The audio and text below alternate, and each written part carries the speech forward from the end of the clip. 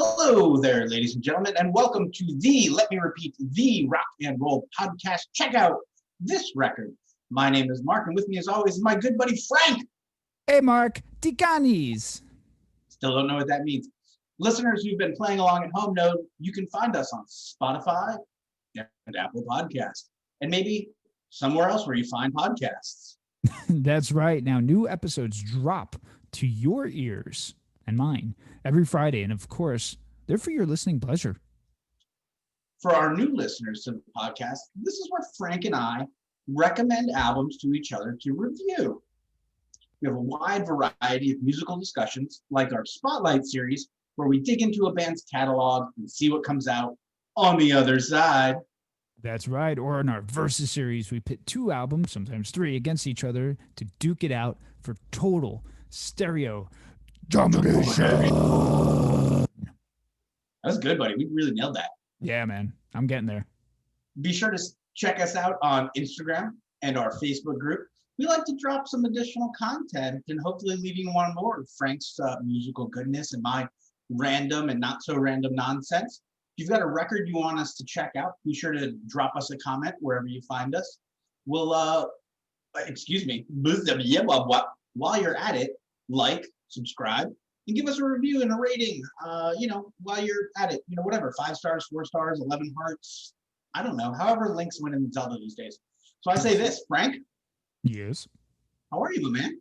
Man, I am good. I'm happy to be here in this moment right now. There's no tomorrow. Right now. Come on, it's everything. Right now. It's your magic moment. Do it right here and now, because it means everything. Oh, it sure does. So if you've been listening, you know that we've been talking about family bands kind of a lot lately. We didn't do it on purpose, that's for sure. From Frank's Oasis playlist episode, where we discussed the wacky things that they say to people for no reason other than that they're maniacs, to our Interrupters episode, which we just did recently after the recommendation from Ross of the Cold Years. And on that episode, we did a list of our favorite family bands. Be sure to check it out. Yes. So tonight, we've got another family band, the Avett Brothers. Yes. But before we do that, we wanted to talk about, we wanted to take a moment, just a moment. I'm sorry, Frank's making me giggle. If you're not watching this on YouTube, you're missing all the pranks. We want to pay tribute to one of the most iconic rock and roll brothers ever, Eddie and Alex Van Halen. Of course, Eddie's passing this last week. So like most conversations about the band and the brothers themselves, we're going to talk about what actually mattered. And we're going to do a top 10 list of just Eddie Van Halen stuff. Because Alex is there, but nobody really cares. He can be replaced without a problem. So this is our top 10 list of Eddie Van Halen's most righteous jams, according to us. And if you don't like it, write me an email. Yeah, make your own list. Frank, why don't you kick us off with your first pick on the righteous Eddie Van Halen jams list, according to us? Yeah, so this is Don't Tell Me What Love Can Do from the album Most Don't Like, 1995's Balance, and the last of the Hagar era albums.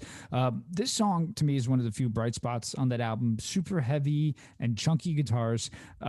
I know we're talking about Eddie, but Sammy's voice reaches several stratosphere levels here. But it's not about him, like I said. It's about that steady, clean, but sometimes distorted in a shiny way guitar that just drives home this song. I think it's a deep track for the Van Halen, especially during the Hagar era. So Don't Tell Me What Love Can Do from 1995's Balance. Yeah, like most tracks off of Balance, it's a deep track. It's a deep track. There you go. My pick is going to be Atomic Punk from Van Halen 1. Showcased Eddie's ability to riff like no one else, but also put the band on a post-apocalyptic wave. They would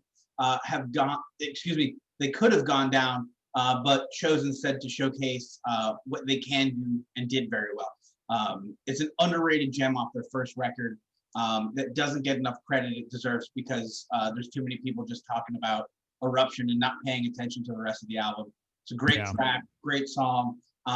It shows that if they really wanted to do a concept album, they had the tone and the musical ability to have gone in that direction, but they kind of kept on like, you know, that Van Halen, it's rock, it's hard rock, it's kind of poppy, and they never really like no one album is like a thing. Yeah. That just came to me about Van Halen. Sure. It's true. What's your next song? And this song has punk in it too, so it makes it even that much better. Yeah, I mean, obviously. Yeah. That's true though, actually, now that you say it. And here's a very inconsistent album, I think, is I have a song from the Diver Down album, and that song is Little Guitars. So there's the Little Guitars intro, and then obviously the song Little Guitars.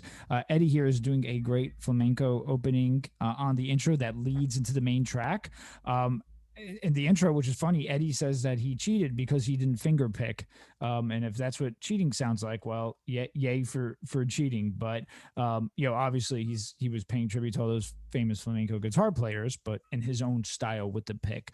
The intro I think is great for on that particular album, which to me doesn't have a lot of cohesion on it because you got those covers of Dancing in the Street and Oh Pretty Woman. This to me is like a kind of the lone standout original composition that's of a good quality. So Little Guitars is the next one I have. What about you, Mark? My next choice off Women and Children First is Loss of Control. Loss of Control. This is clearly the point in which Dimebag Darrell from Pantera went, wait.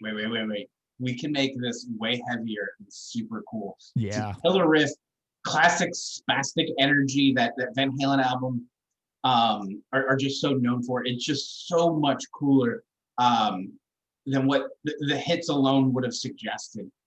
It's just such a cool track. Definitely a deep cut off the album, but like so well worth it. Definitely check out Loss of Control. Yeah, that's an absolute great song too, and one of the better of the Roth era songs. My next one is from the Twister soundtrack, Humans Being. It's the last recorded song with Sammy, clocking in at 5 minutes, and it features those really classic Eddie Van Halen techniques. The song's a showcase really for all that Eddie could do, but it's a super catchy number, I think. You know, it's the last, again, recorded song with Sammy, and they went out, I think, with really a bang. So Humans Being, and it's a super heavy song, I think, for the time. Very cool. My next pick is food related. Yes. It is Pound Cake. From Pound Cake. For Unlawful Carnal Knowledge, which we all know stands for Oh, that's what that is. Yeah. This was my first like true introduction to Van Halen, was this record, and this is the opening track from it when I was a kid. I just loved it from the first, like, really, I loved it from the sound of that, like, the drill. Yes. I've got Eddie's signatures moves just like all over it. He's just really, really just pushing like the opening of this record and just building it. And it's such a fun song. Yeah. Yeah. Who would have known that, you know, the next level would be Pound Cake? Fucking Yeah. Eddie Van Halen did. Was like, you want to ramp it up? Pound Cake. Yeah. And that's early on a kind of, that song was a glimpse for me for kind of what got me more interested in Van Halen. And if you think about the record too, I think it's totally under the radar because you get Judgment Day, you get Run Around, which I think Run Around is an absolute great tune too. Of course, you know, Top of the World and a couple others on there I think Mark has an affinity for. So we'll get to those soon. My next is Mean Street from 1981's Fair Warning. The intro is what really, this is what I'm focusing on here. It's revolutionary for its use of harmonics. The locking tremolo, also known as the Floyd Rose, is used extensively, and it leads right into the opening riff of the song. Brilliant. I mean, the song's great too, but that intro with the use of the harmonics, amazing. My next pick is Running with the Devil. Yeah, it's not just a smash hit on VH1. It's off of Van Halen one. It's not only one of the best openings of an album and one hell of a statement for your first album. The riff is bright and driving. The solo is clean, so clean you could eat off it, Frank. That's how clean this solo is. I really wanted to cliche it up for this one. I'd love to know how they went from this as an opening track and not into Eruption. I think it's a bold choice. I think Eruption would have been a really cool statement to make off the bat. But the fact that they chose to start with this big driving number and then go into that, I think speaks to the guitar work and really what Eddie was able to bring to the table for this band to set up really opening track for your career, man. Yeah, absolutely. And I always Running with wondered the about that devil. too. I'm like, why is it not Eruption and then running with the devil? You know, Mhm. but you know, obviously there was some intent behind that, and it paid off. It paid off for them. My last one actually, source of infection from OU 812. I know the Sammy years were more pop hits. I get it. But this guitar work and the track shows that they could totally shred with Hagar. It's classic early Van Halen style that it just rips. I've been listening to the song on loop for the past week, and Source of Infection is just a great song from OU 812. I wonder what he ate that they named the album that. Right. Did he eat two of them? Perhaps it was pound cake. So the last one, we marked it down as number one, but obviously this list is just kind of how they come out. From for an unlawful carnal knowledge, man, words that start with F lined up in a sentence. I picked Right Now. We get Eddie on both keys and guitar. It's probably my favorite Van Halen song ever, and it's a perfect example of why Hagar was such a better frontman for the band. Yes. But that aside, Eddie's score is an epic tune. Like, not like he shoots these scores. Like, this dude wrote an epic fucking tune, and this is it. Immediately on the first listen how awesome it is. It's a perfect example of how truly talented he was, and not just a guitarist, but a songwriter and an overall musician. Yep. Just really phenomenal song structure. I mean, I know a lot of people are going to give me shit because he plays more piano than guitar in it, but the fact of the matter is this song fucking rips, and it kind of is the perfect song for Right Now.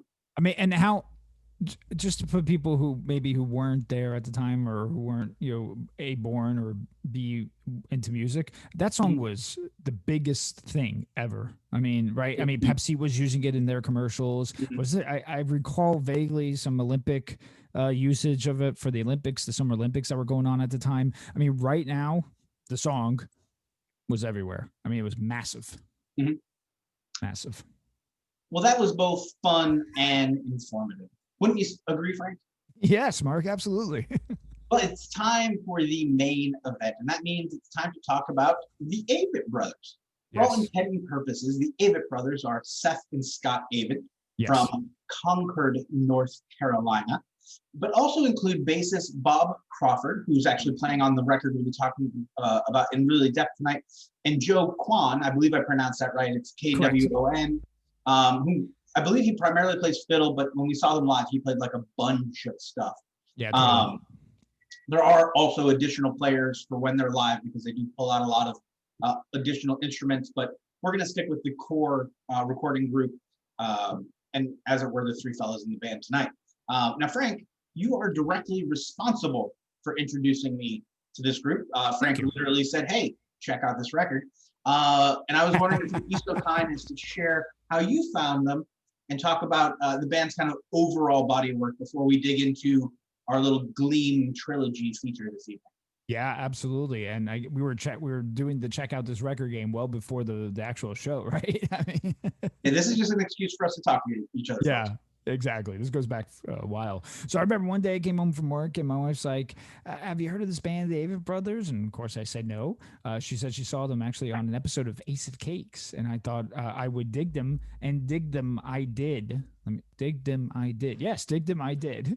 Now, listen, a lot of my new acoustic folky knowledge still had the foundation of punk singers who started playing acoustic guitars when they went off on their own. What was cool about this is this was folk, but it was being played with the punk intensity at the time, which I really, really liked. I just really liked how they handled those acoustic guitars. You mix the banjo and just some great songwriting by both Seth and Scott. And bam, I was hooked. I immediately, got the Gleams, which was two of those, obviously out at the time, Mignonette, Emotionalism, and I was absolutely in love with them. I love, and you also then recently came out after that, and that really, I know, gave them a new audience. That was their major label debut and produced by Rick Rubin. I then recall getting Four Thieves Gone, and of course, really digging that as well. So you had their live albums, which were awesome. Then Carpenter came out, kind of fell a little flat for me, and I'm all for change in the direction, but change was, toned down sound and that pop and energy, not pop in music, but that pop and the energy was gone a little bit. The details in the lyrics weren't as present, and they were similar vibes. A lot of the songs had similar vibes. So 3 studio albums, right? Mark came. We had Magpie and the Dandelion, True Sadness, Closer Than Together, and I kind of lost touch until the Third Gleam. And working on this episode really has been a great way to dive back into the Avett Brothers. Yeah, I had a similar feeling this week, dipping my toes back in, if you will, to the catalog preparing for the show tonight. And they are often referred to as folk rock group. And I understand why people feel that way. If you listen to a selected few records, particularly those last 3 LPs, but I think they do a great job of blurring the line between folk, country, Americana, and a little bit of rock and roll, while maintaining the integrity of any American singer-songwriter, let's say last 25, 30 years.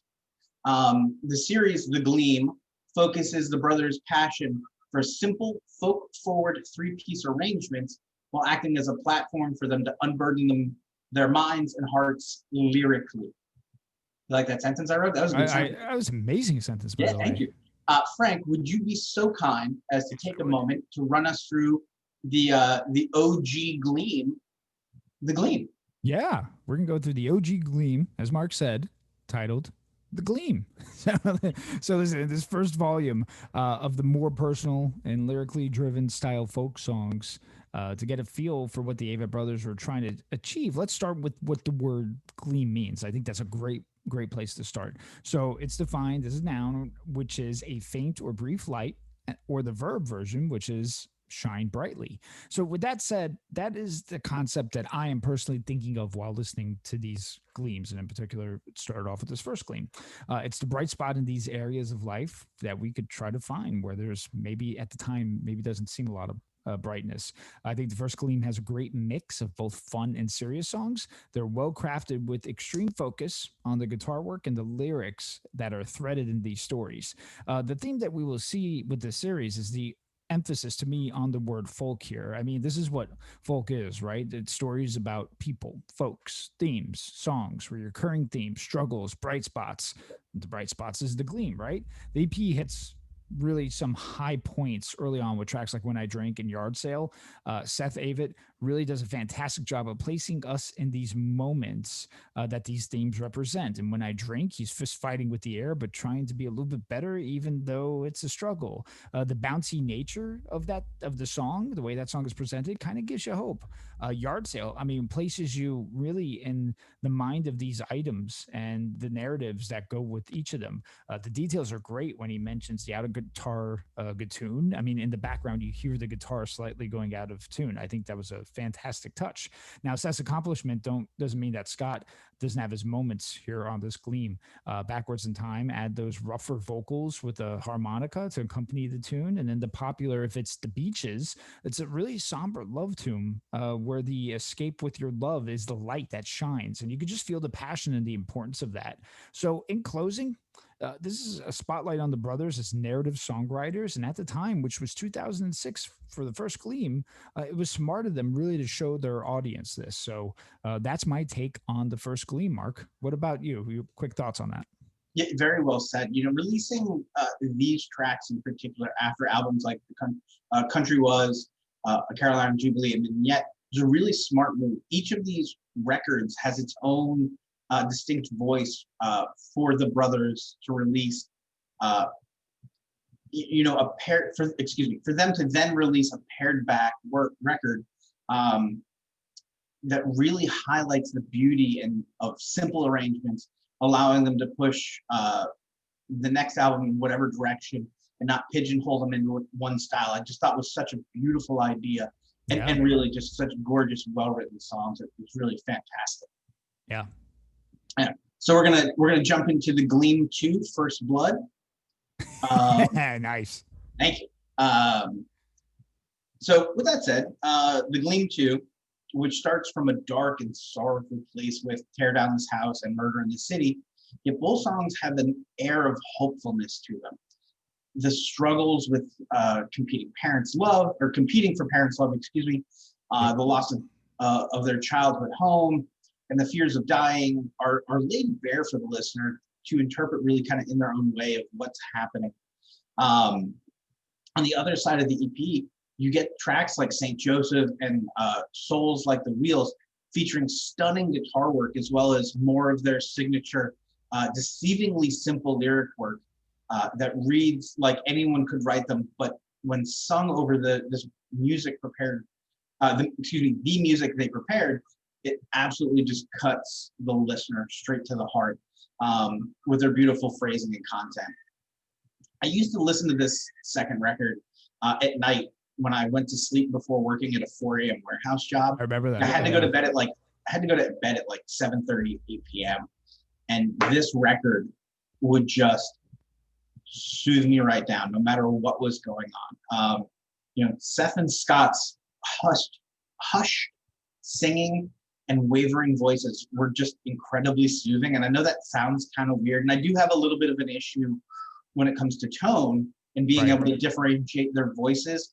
But this record is just such a beautiful, soft piece of work that it's just amazing. And I highly recommend, if you're having a hard time getting to sleep, put the second Gleam on. It is gorgeous, and you will drift away into a lovely soundscape.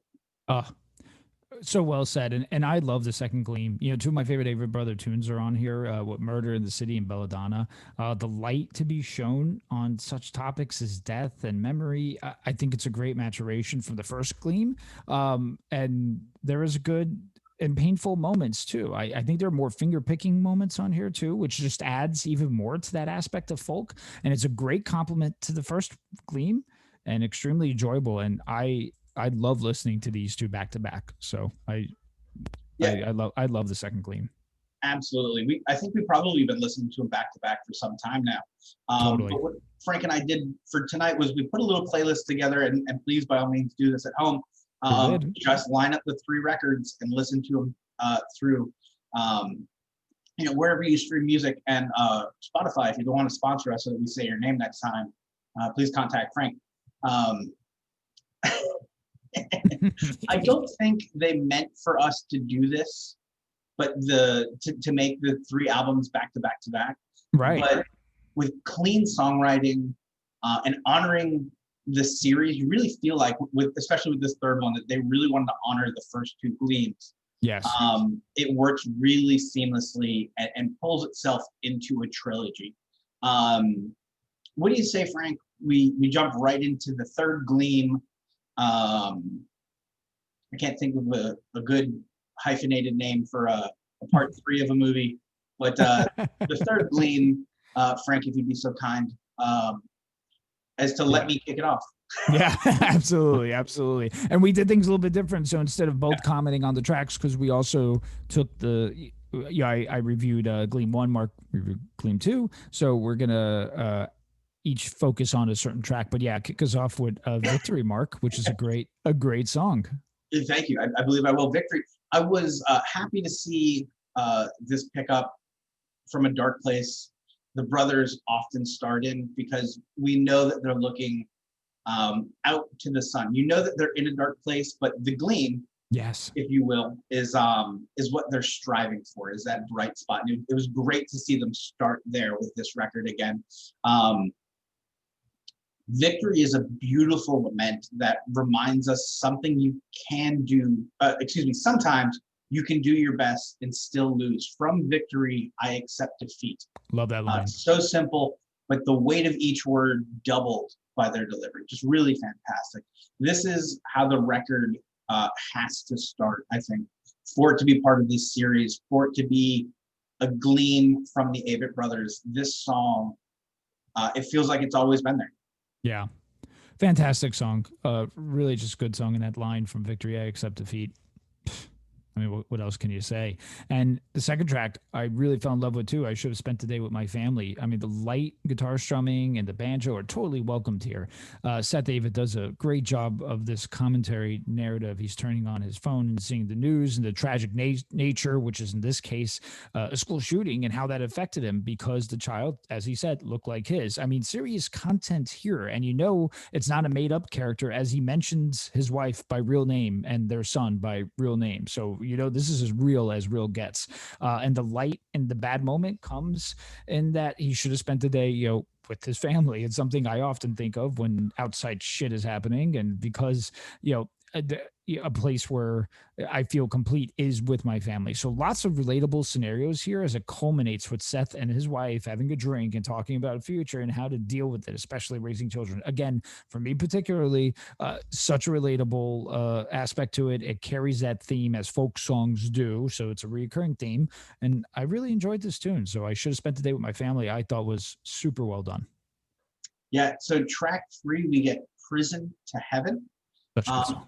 I love when Seth and Scott sing together. That is when they're singing the same words at the same time over the record. It really, really is just a very cool effect. And I love that they do that here. This song, we hear them singing from the point of view of a prisoner whose only escape from his bondage will be his death and the conversations he needs to have with himself to get to where he'd like to be. In this case, it's heaven. Going as far as to ask God for directions home. It speaks to something I've been working through lately, understanding how what we believe affects the world we create around ourselves. Perhaps not as directly as speaking to God, but understanding the repercussions of our own choices. Really beautifully done. The song is, as I said, the brothers singing together, working through their strides. They even refer to themselves as Mr. Avett. Yes, yeah, so cool. It's really a cool song. It does tend to sound like they're almost rapping the way they sing together because the words are so quickly paced. Yeah. It's just a really beautiful song. And the conversation with St. Peter and understanding your place because of the choices you made is such an important thing right now. Right now. That Prison to Heaven really, I mean, just spoke to me beautifully. Yeah, I love the way they're both complimenting each other. There's a cool live YouTube video of them doing it. You could hear then Scott change his voice up a little bit from the scruffier sounding voice to a higher pitched voice, and Seth kind of singing on top of it, which is great.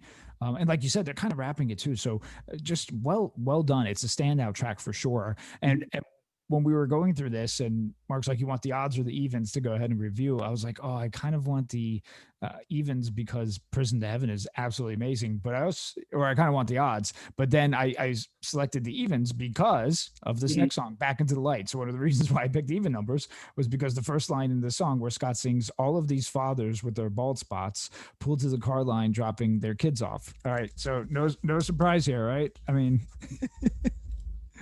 I just took off my hat there so you could see the bald spots. But yeah, so that's me, right? I mean, if that's not me in a nutshell, I don't know what is. Sometimes I don't see love in anything. I love that line. Another great struggle that modern folks kind of deal with. And again, making this song super relatable for everyone at the point of really feeling low. And then you're still able to step into the light. And therefore we have our gleam. So Back into the Light, I think is another a great song. And I hear these two back to back. It's just, I mean, it's gold to my ears. So Mark, why don't you talk about the next song? Because it's another great song too.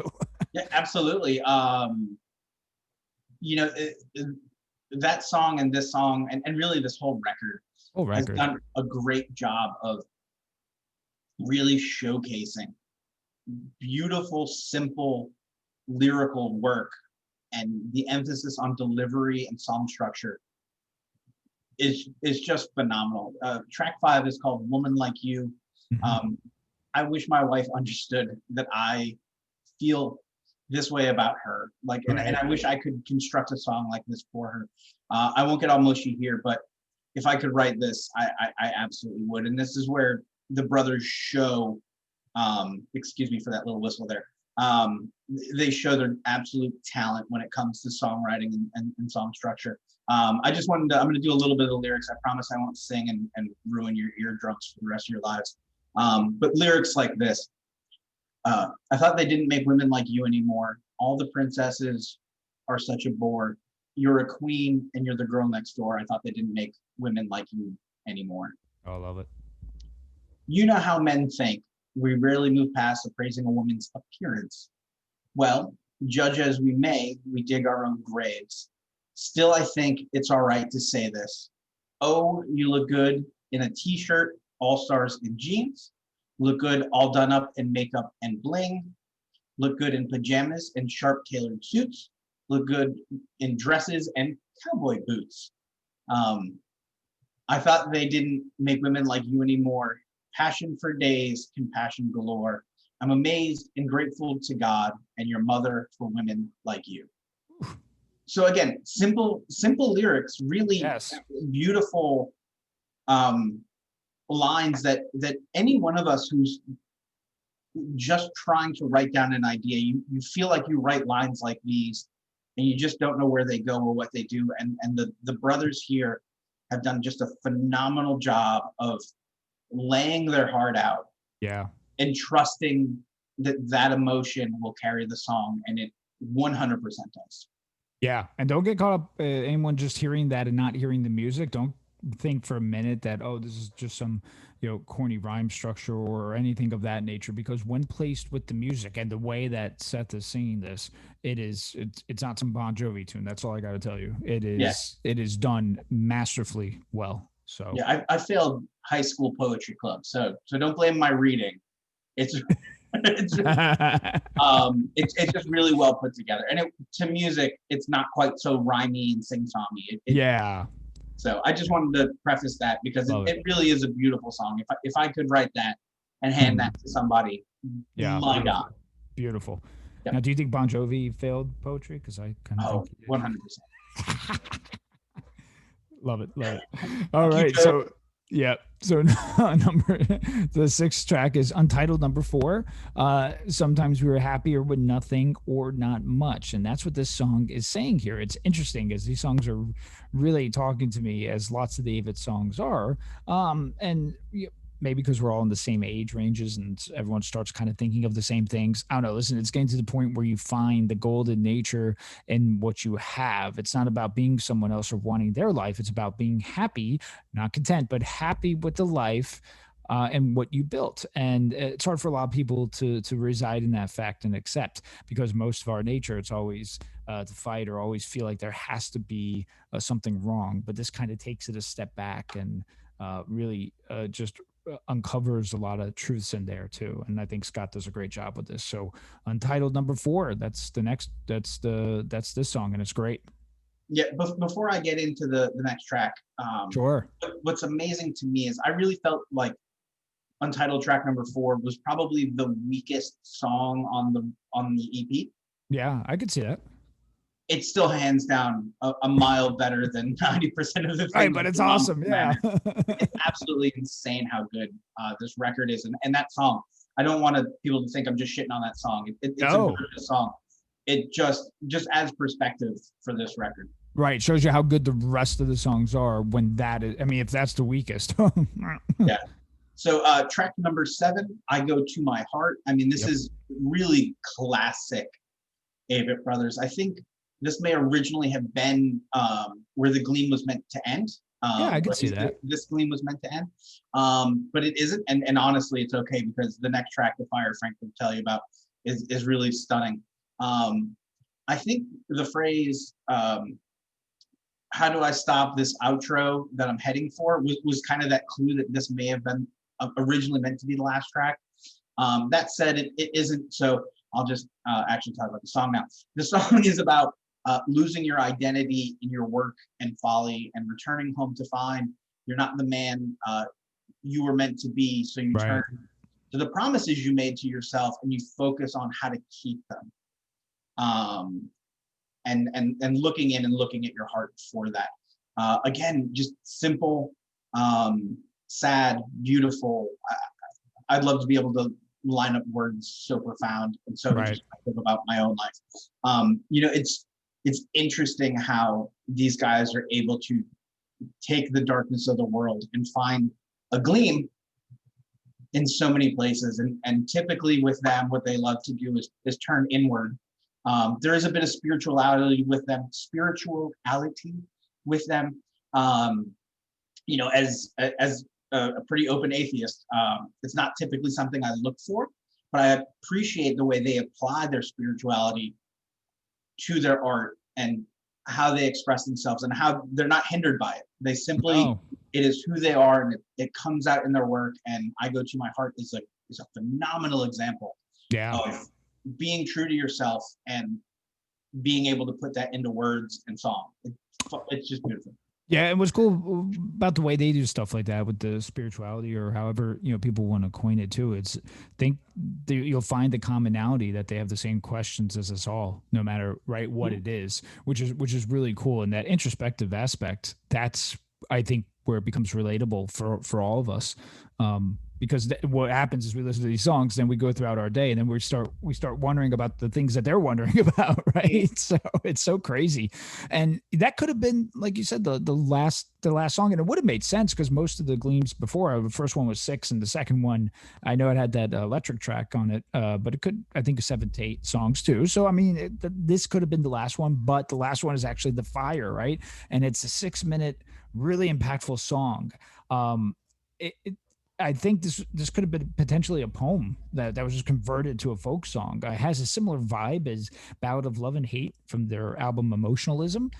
We get here many characters. We get the young child, the life sentence inmate, the young woman, the preacher, a woman of 90 years old, someone he cares for. It's really brilliantly done when they've described and then asked, what did they see in the fire? The young child sees possibilities and their potential and life obstacles. The inmate sees the path that led them to where they currently are. The young woman sees herself as not being physically attractive. The preacher sees confusion and loss and the inability to explain certain tragedies. The woman of 90 sees loss of her husband who has passed and recalls how in love they were. The person he cares for sees what they've done to people. I mean, this is really, to me, high level intellectual writing here. The What Do You See in the Fire is even done in a varied way, so it's not sung the same way each time. The fire, again, in this case, it could be the gleam, right? I'm starting to think that the light, that it has to be positive all the time, but maybe the fire also represents the negative sides of it too, and that emulates a brightness. Each character has their own realizations, which can be light but clumped together. It's a fire. So well done here. I mean, I don't mind the song being this long when there's great detail and strong quality lyrics here. I can't tell you how much I love it, but I think I just did. Yeah, you did a great job, buddy. And I think, what was interesting to me, and I was wondering if you would catch this, the fire itself felt a lot like the accumulation of every track on the song. Yeah. Really, really just coming full circle with that, which is a thing I think the brothers have done very well across many of their albums. Yeah. In leaving them in a way that the listener can kind of come to a lot of their own conclusions about the characters and what the brothers are trying to say. Couldn't agree with you more, buddy. Thank you, man. So Seth and Scott Avett have kept true to the Gleam and expanded it as only they could. I really tried to use expand there. I don't know that it came out right. I like the way you said it. So thanks, buddy. I hope this return to form will cross over to whatever their next full band, full length release is. What says you, brother Frank? Yeah, I feel this is a great return to form. I question, to be honest with you, if they had it in them based on their last few releases and how flat they fell for me. Now, after the Third Gleam, they could go back to what they were doing with Rick Rubin if they really wanted to. I mean, listen, it's great to hear that they could still pull off these narrative folk songs. I like how each of the Gleams, I like the order that they came out. So I'm not going to rank them here because I just like them how they are from start to finish. Mm-hmm. And it's, you see the same style songs, but they grow and they mature. So from the first Gleam to the second Gleam, now to the third, you get such a maturation, which is great. So I like them each in their own right. I was really surprised by the quality of their songs, and I hope this continues every so often because I like this intimate showcase of the brothers. And kind of what they're currently going through, and we also grow with them too. So I had a great time listening to this, and pretty much need to pick up that vinyl, I'd say.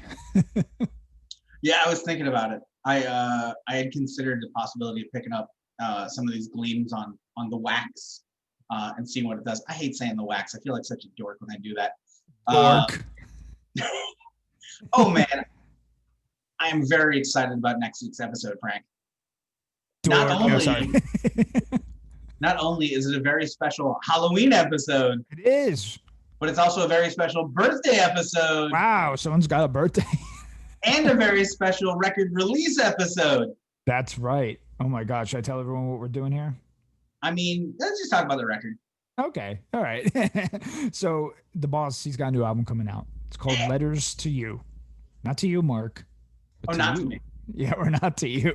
So they're to you. Maybe it's to me. Okay. We have to find out who this you is. But, me and Mark are big Bruce Springsteen fans. And we're also, though, not afraid to say when, some of the moments are not that great. I'm not saying that this album is going to represent that. Right. Exactly. Not going to say this album's going to represent that, but we want to give it a thorough listening. I heard some of these tracks are actually from the Greetings from Asbury Park days, which is interesting. And I know Mark brought that up as a interesting way to kind of market it. Like, why does that have to be said at all? But we're going to find out. So we're going to go ahead. We're going to talk things boss. We're going to have a cool top list of the boss. We're going to get into Letters to You. And I'm excited for it. Mark, what about you? I'm very excited. I was a little worried that we couldn't really do justice. And then I was like, well, we did a Bob Dylan record. We can do fucking Springsteen. Oh, we could do this. And I've been listening to his autobiography. That's right. I should be a fistful of fucking nerd shit next week when it comes to the old boss man. But it should be a great time. We're really looking forward to it. So the album will come out today. If you're listening to this on the day it was released. That is correct. That is the podcast.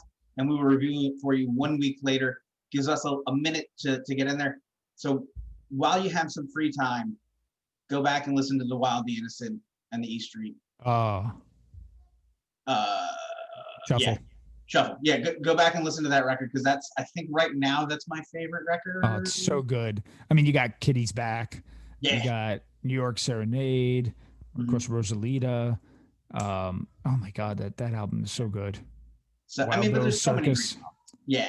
And listen to the new record. And then, because we're going to talk about it. Yeah, we're going to talk about it too. Yeah. And you know what I actually want? Scally. And it's a good one to go back to. Also, my favorite of the most recent releases is Magic from 2007. Ooh, yeah, I do like Magic. I still think that's my favorite of the most recent releases. Listen, everyone, I get it, right? Some people have a hard time saying when he releases something that it could be potentially not good. Western Stars, for example.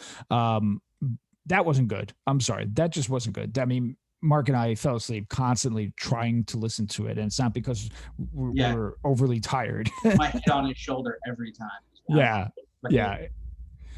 We're safe to say there are clunkers, and you're going to have clunkers in the releases. And but go back and listen to some of those classics. Obviously, people's go-to is Born to Run and Born in the USA. But, Wild and Innocent, E Street Shuffle, 2007's Magic.